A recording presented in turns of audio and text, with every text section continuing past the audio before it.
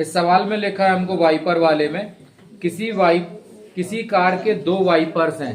ठीक है, वाइपर सबको मालूम है, ठीक, जो कांच साफ करते हैं सामने। तो किसी कार के दो वाइपर्स हैं, परस्पर कभी आच्छादित नहीं होते। परस्पर आच्छादित नहीं होते मतलब एक दूसरे से कभी टकराते नहीं है, क्रॉस नहीं करते एक दूसरे को।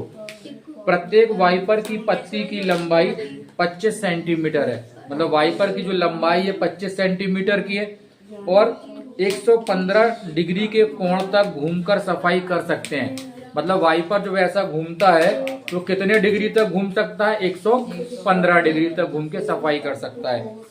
पत्तियों की प्रत्येक बुहार के साथ जितना क्षेत्रफल साफ हो जाता है वह ज्ञात करना है हमको।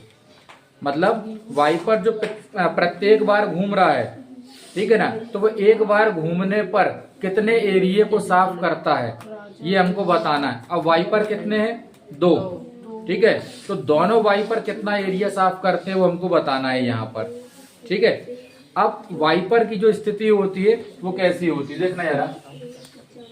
कार में जैसे यहाँ पे कांच लगा होता है इस तरीके से, ठीक है, यदि अपन इस कांच को एक अर्धवृत्त मान लें तो यहाँ पे बीच में यहाँ पे वाइपर लगे होते हैं।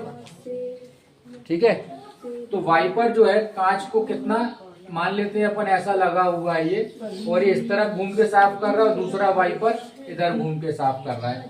ठीक है, तो वाइपर को अपन क्या कर सकते हैं, मान सकते हैं कि ये वृत्त की क्या है? त्रिज्या है। क्या मान सकते हैं? त्रिज्या। तो यहाँ पर त्रिज्या कितनी है? 25 सेंटीमीटर।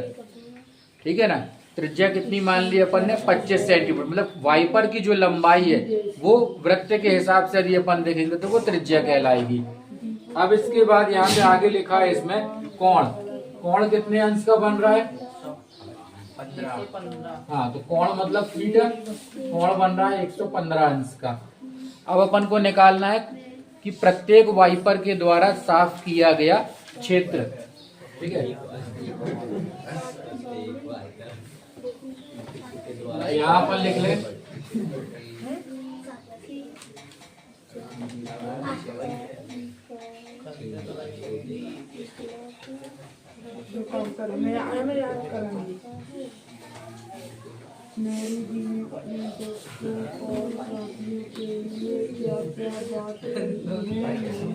रात थोड़ा धीरे पढ़ लो बेटा,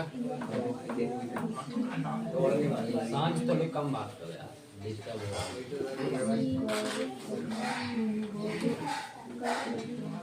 हमने लिखा प्रत्येक वाइपर द्वारा साफ किए गए क्षेत्र का क्षेत्रफल। तो सूत्र क्या लगेगा? थीटा बटे 360 पाई आर स्क्वायर। मतलब वाइपर जो है वो क्या बना रहा है? एक प्रकार का त्रिज्या खंड बना रहा है, दो त्रिज्याओं के बीच का क्षेत्रफल। तो यहाँ पर वाइपर दो है इसलिए हम इसमें गुणा किसका कर लें? दो का।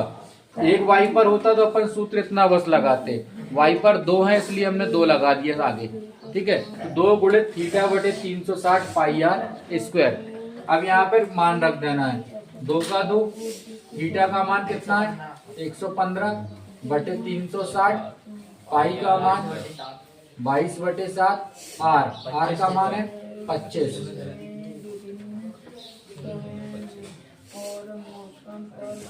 अब यहाँ पर कोई संख्या कट सकती तो काट देना। यहाँ पे ये 115 और 360 को काट सकते हैं, 5 से कट जाएगा ये, ठीक है ना।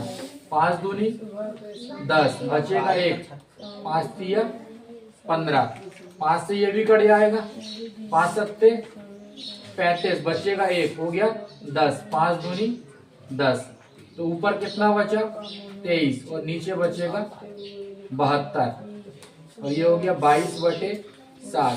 25 का वर्ग कितना होता है? 625। ठीक है, 25 का वर्ग 625। अब इसके बाद और संख्या कटेगी, 72 से इसको 2 को काट सकते हैं। ठीक है, 2 और 72 कट जाएगा, 2 एकम 2, 2 से काटो, 2 तिया 6, 2 6 12। तो ऊपर कितना बचा? 23 और नीचे 36। यहाँ है 22 बटे 7 और 625। अभी और कटेगा ये, ठीक है, यहाँ पे 2 से काट सकते हैं 36 और 22 को। 2 से ये कट जाएगा 11 बार में, 2 एकम 2, 2 एकम 2।